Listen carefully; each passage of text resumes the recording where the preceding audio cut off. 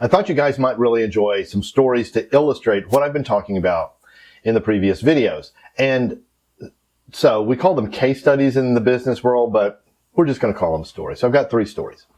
And to give you a little orientation to this, so we've been talking about sustainable growth. And I talked about that extensively in the previous video. And so these stories are going to help illustrate that. You may recall this map, as Mr. A calls it, with his prehistoric artwork. That's from my book, The Next Level Entrepreneur. And this map is a quick little illustration of the Next Level Navigator process with visioning, next level, and next steps. And you can watch the previous video to understand what that's all about. And you may recall these words: stop, stabilize, and sustain. So these are really important to remember. If you can remember 3 things, these words will guide you in generic strategy throughout all your life as a business owner, entrepreneur. And I replace those same words with cash, profits, and growth. So we're focused on growth, and these stories are going to illustrate that. So the first story is about Rackspace hosting at the time.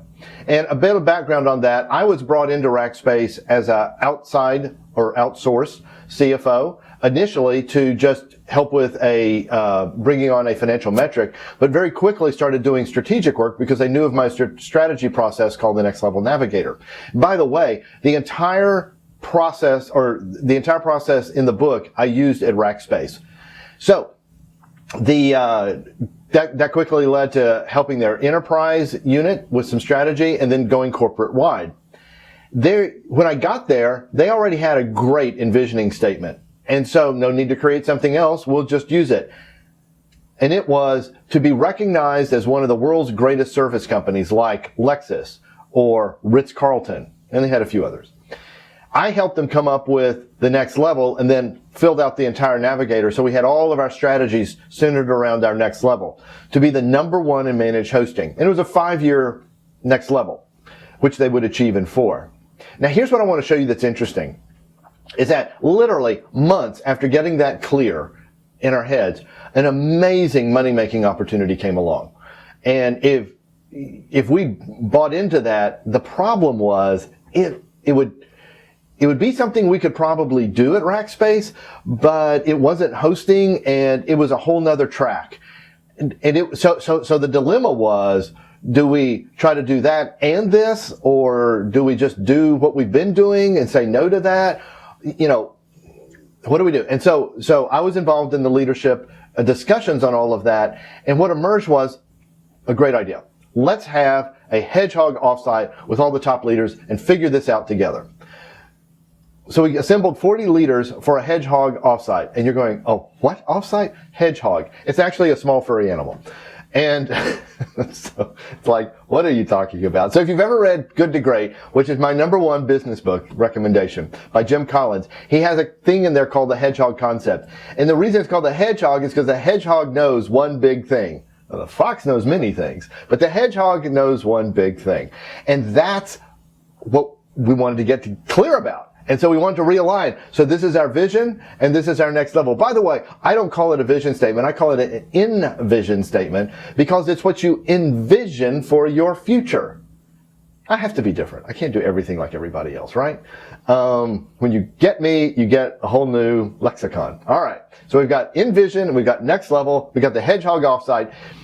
What happens? We decline the opportunity. It wasn't a good fit. It would have distracted us. It would have been a fox, not a hedgehog. And so here are the results from that decision. We achieved #1 in managed hosting in 4 years. The revenues grew from 100 million to 500 million, and they would go public. All of those things were characteristics of our next level. Except the revenue. It was supposed to be higher, but there was some technology downturn stuff. But whatever. Employees went from 800 to 2,000, and we were global, worldwide. Results were huge.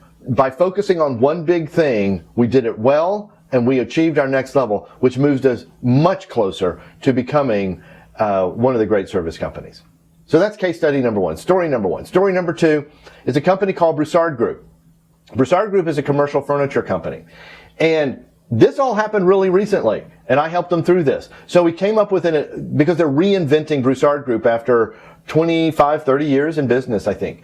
So they envision changing the contract furniture industry through luxurious customer care. That's almost an oxymoron to say contract furniture industry and luxurious customer care, just so that you know. Their next level, 3 to 5 years from now, is establish a consistent high-end customer experience across all their major departments.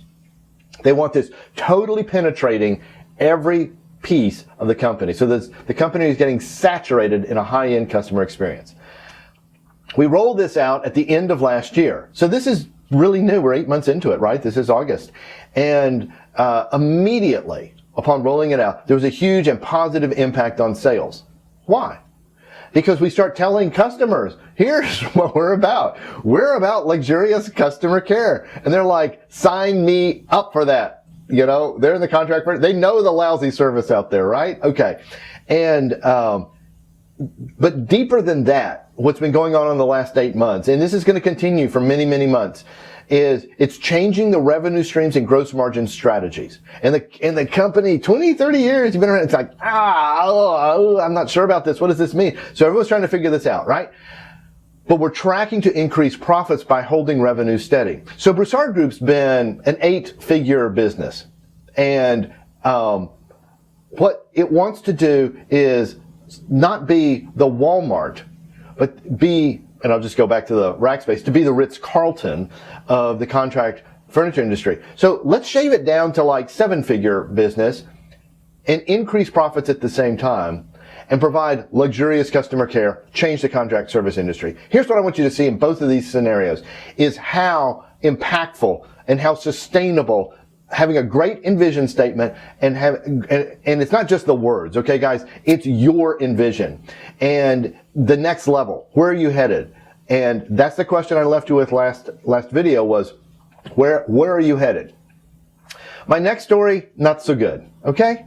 I couldn't ever to get them to buy into the Next Level Navigator. I mean, I showed the owner the book, gave him the book, copies of the book, talked about it. Nah.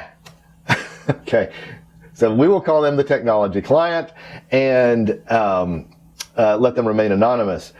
Their envision, if I could guess, was to increase profit. Their next level was always, we got to get sales up. We got to get sales up. I can't tell you how many times I've asked the question, where are you headed? And the answer I get is increase sales. Okay. That's not direction. If you came up with that as an answer, take that piece of paper, wad it up, throw it away. I want you to start over because sales profits are metrics. They are not direction. And so with this company, it's not pretty.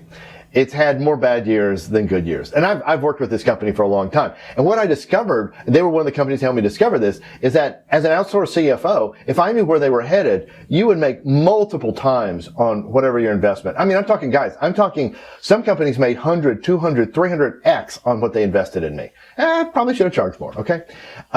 Companies like this, I know I probably covered my costs with these guys, maybe made them a little on the investment, so maybe 2x. But nothing compared to the companies that have real envision and real next level. I said in the previous video, this doesn't just stick with me, okay? It affects the whole company, and it did. They pursued, rather than knowing the one big thing about them, which they kind of did. They had this core business, but then every so often, multiple opportunities would come along, and they'd go jumping after them. So in the Rackspace scenario, they totally would have taken that deal. You know, make some quick money. Why not? That's going to be great. It's going to be great. You know, we will make money on that and on our core business. Well, I'm sad to say it didn't work, and it gets worse. I mean, there's employee turnover. There's constant low morale, high debt and rising. High debt means you're losing money, and that's not good. So here's the bottom line with this company is that they had no vision, they had no next level, and the employees knew it, and nobody wants to be a part of a company like that for a long time.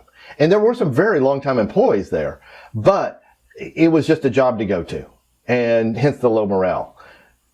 Here's my point, is that you need to really get into what do you envision, what's your direction, and you need to map that direction and start going in that way.